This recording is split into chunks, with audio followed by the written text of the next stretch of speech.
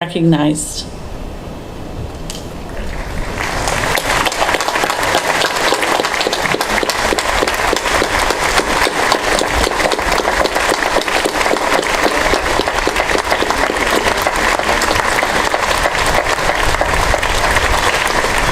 Before I go any further, let me just say thank you for your service to this great nation, and thank you to the families of America's veterans for the sacrifices you have made as well.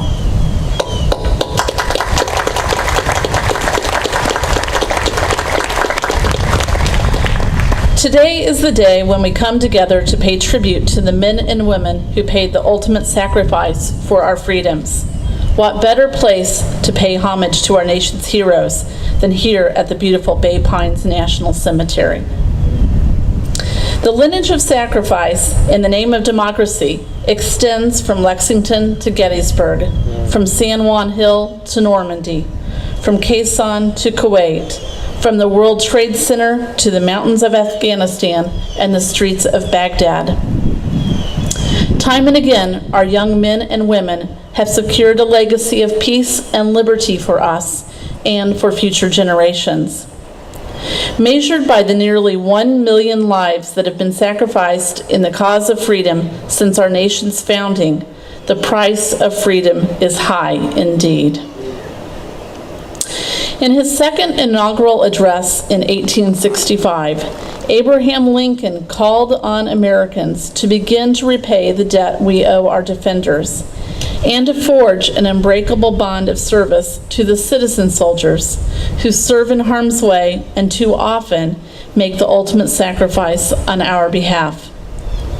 With words that still ring true as his promise today, Lincoln said, "Let us strive to bind the nation's wounds, to care for him who shall have borne the battle, and for his widow and orphan, to do all which may achieve a just and a lasting peace among ourselves and with all nations." At VA, we embrace the full meaning of these words. Every day, more than 300,000 VA employees in our hospitals, national cemeteries, and benefit offices across the country recommit themselves to fulfilling President Lincoln's call to serve veterans and their families.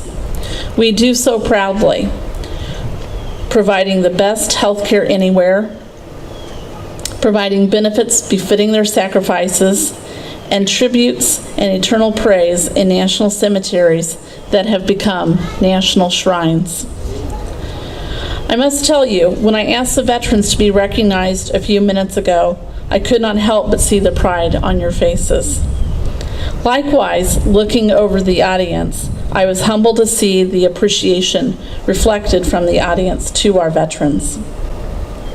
I also noted today that there are a number of young people with us, and as I look at them, I can't help but think about the young men and women currently serving in Iraq and Afghanistan, and will soon stand beside you as veterans.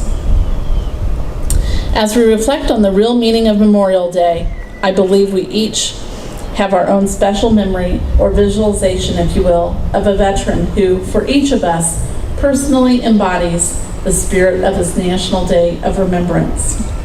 Perhaps an uncle who served in World War II, a grandfather you never met who died during World War I, a teacher who went to Korea and never returned, or a classmate whose name is now listed among the 58,000 veterans on the Vietnam Memorial Wall.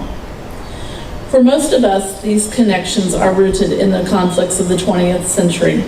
For some of you, the meaning of this Memorial Day is linked to one of the nearly 4,000 young Americans who have fallen during the current conflict. Today we honor all of the men and women who answered the call in World War I, World War II, Korea, for those who fought in Vietnam and the First Gulf War, for the current generations of patriots serving in combat, and for all those who have worn the uniform of this country. In years to come, VA challenges will include caring for our brave troops around the world who have caused leaders of every nation in the world to ask, where does America get young people like this? We at VA embrace our responsibility to care for our nation's heroes. It is an honor and a privilege to serve all of America's living veterans, and we will never forget their sacrifices. Today, as we remember those who have given their lives in service to this great nation, let their sacrifice help renew our appreciation for those who have been and are currently willing to do the same. On this day particularly, our hearts go to the families and loved ones whose lives have been changed forever by the untimely death of a warrior in service to our nation. We share their sorrow, but we cannot know their grief. What we can do and must do as a nation is remember those who have fallen. Remember what they did, why they did it, and appreciate what the sacrifice means to us. It means freedom. It means security. It means strength and the motivation to stay strong in freedom's cause. To do any less, to not remember, would defile the hopes and dreams of those we honor today. I can assure you these principles drive our mission at VA. Elder or young, comfortable or homeless, combat veteran or peacetime warrior, every veteran who comes through the doors of our healthcare facilities merits our deepest respect and best possible care. To offer less would be a grave disservice to the men and women we honor this Memorial Day. In closing of this Memorial Day, let us always remember that freedom is not free. Let us always recognize the nobility of military service in liberty's name. And let our thoughts be with the dedicated men and women who put their lives on the line to protect the freedoms we hold so dear. We owe them our deepest gratitude and utmost support. And let us be most thankful that in each generation, brave men and women will always step forward to take the oath of allegiance as members of America's armed forces, willing to fight and, if necessary, die for the sake of our freedom and for the sake of our children and our nation's future. Thank you, and God bless our great country and the men and women who defend her. Thank you.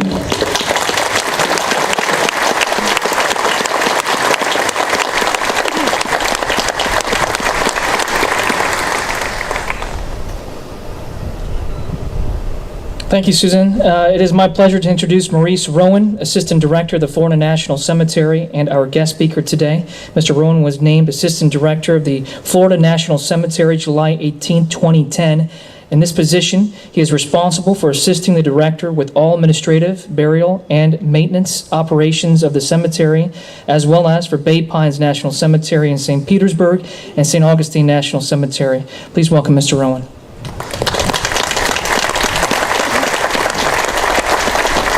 Thank you, Al. 150 years ago today, this July 17, Congress authorized Abraham Lincoln to purchase grounds to use as national cemeteries. Up to that time, soldiers were typically buried where they fell in battle. From that day to this, we, and all cemeterians who preceded us, have considered ourselves as keepers of our sacred trust. The national shrines, grave sites, memorials, and monuments entrusted to our care stand in tribute to the more than 1 million courageous men and women of all conflicts who gave their lives in defense of this nation, and to their families who also made significant sacrifices. All of us in the National Cemetery Administration are committed to fulfilling President Lincoln's timeless pledge to care for him who shall have borne the battle, and for his widow and his orphan. To make certain we are able to honor that promise well into the future, we are currently leading the largest expansion of national cemeteries since the Civil War. We dedicated 18 new national cemeteries over the past 20 years and have plans to establish 18 more sites within the next 3 years. That is to include 2 more national cemeteries in Florida, one near Tallahassee and Melbourne. That would bring the total number of national cemeteries in the Sunshine State to 9. That growth, along with improvements to existing national cemeteries, and anticipated construction of more than 25 additional veteran-funded state and VA-funded state and tribal cemeteries will result in 95% of veterans living having convenient options within 75 miles of their homes by 2015. Our number one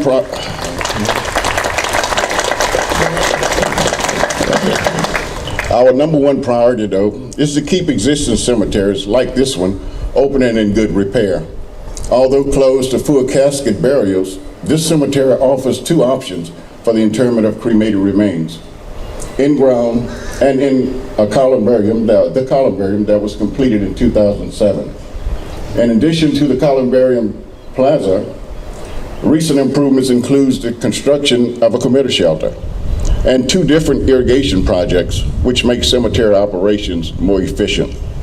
In 2010, over $1.2 million was spent to raise, realign, and renovate turf and over 16,000 flat markers. Any of you who visit frequently know that made a big difference in the cemetery's appearance. And as you can see from the work around you, we are not done yet upgrading Bay Pines National Cemetery. By midsummer, the new maintenance area should be completed. It will feature a building that house the maintenance staff and honor guards, along with buildings for vehicle and material storage. We also anticipate the new POW MIA Memorial to be completed at that time. Then in early fall, probably in September, you can expect the new Administration Public Information Center to open. This 4,000 square foot building will contain a reception lobby, meeting rooms, and public restrooms, as well as offices for the administration staff. We are very excited about all of these changes because they will help us better serve the veterans of Florida's West Coast, their families and survivors, and cemetery visitors. So whether this is your first time at Bay Pines National Cemetery or your 50th, I urge you to come back soon to see the changes I've described and to pay your respects to the men and women that are buried here. When you return, I ask you to bring your children and your grandchildren to help them to understand that freedom is not free. Every one of us is indebted to those Americans who have worn the cloth of the nation. And I would like to leave you with a quote from one of our past undersecretaries, Robin Higgins.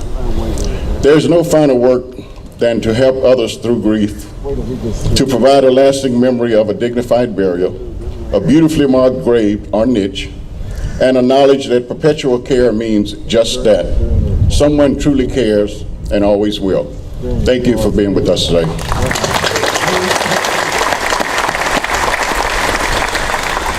Thank you, Maurice. It's a great honor to introduce Congressman Bill Young as our keynote speaker today. Congressman Young is serving in his 21st term as a representative of the 10th Congressional District of Florida.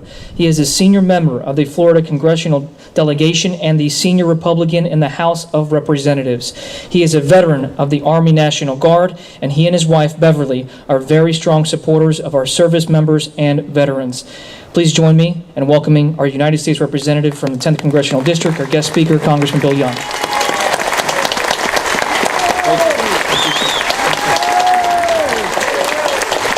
Thank you.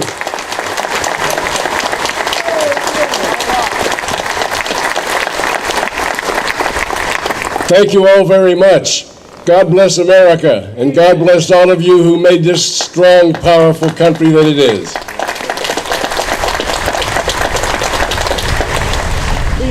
I want to offer an official congressional welcome to Suzanne Klinker as her new director here at Bay Pines. She will have a real challenge. She will do a good job based on the record that she has built in Michigan and other assignments that she's had. And I really appreciate your talking about the grandkids being here today, because I see one of my grandbabies walking up here to the platform.